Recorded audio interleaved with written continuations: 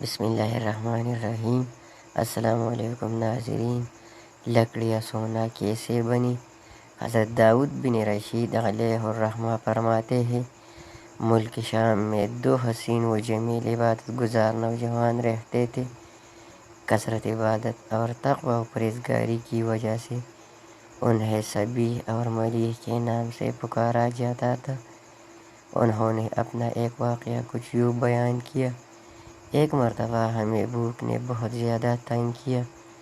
میں نے اپنے رفیق سے کہا، آؤ فلاں صحرا میں چل کر کسی شخص کو دین کے کچھ احکام سکھا کر اپنی آخرت کی بہتری کے لیے کچھ اقدام کریں۔ چنانچہ ہم دونوں صحرا کی جانب چل پڑے۔ وہاں ہمیں ایک سیاہ فام شخص ملا جس کے سر پر لکڑیوں کا گٹھا تھا۔ ہم نے اس سے کہا، بتاؤ تمہارا رب کون ہے؟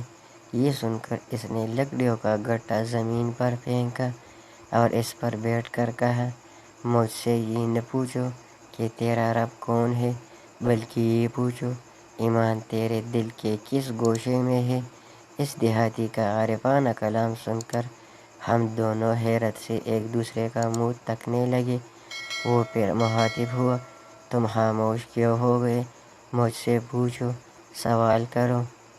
بے شک طالب علم سوال کرنے سے باز نہیں رہتا۔ ہم اس کی باتوں کا کچھ جواب نہ دے سکے اور خاموش رہے۔ جب اس نے ہماری خاموشی دیکھی تو بارگاہ خداوندی میں اس طرح عرض گزار ہوا، اے میرے پاک پروردگار، تو خوب جانتا ہے کہ تیرے کچھ ایسے بندے بھی ہیں کہ جب وہ تجھ سے سوال کرتے ہیں تو انہیں ضرور عطا فرماتا ہے۔ میرے مولا، میری ان لکڑیوں کو سونا بنا دے۔ ابھی اس نے یہ الفاظ ادا ہی کیے تھے کہ ساری لکڑیاں چمکدار سونا بن گئیں۔ اس نے پھر دعا کی، اے میرے پروردگار، بے شک تو اپنے ان بندوں کو زیادہ پسند فرماتا ہے جو شہرت کے طالب نہیں ہوتے۔ میرے مولا، اس سونے کو دوبارہ لکڑیاں بنا دے۔ اس کا کلام ختم ہوتے ہی وہ سارا سونا دوبارہ لکڑیوں میں تبدیل ہو گیا۔ اس نے لکڑیوں کا گٹھا اپنے سر پر رکھا اور ایک جانب روانہ ہو گیا۔ ہم اپنی جگہ ساکت و جامد کھڑے رہے اور کسی کو اس کے پیچھے جانے کی جرات نہ ہوئی۔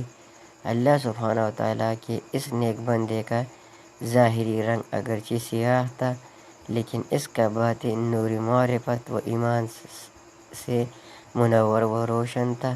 اس پیغام کو دوسروں تک پہنچائے تاکہ اللہ کسی کی زندگی کو آپ کے ذریعے بدل دے۔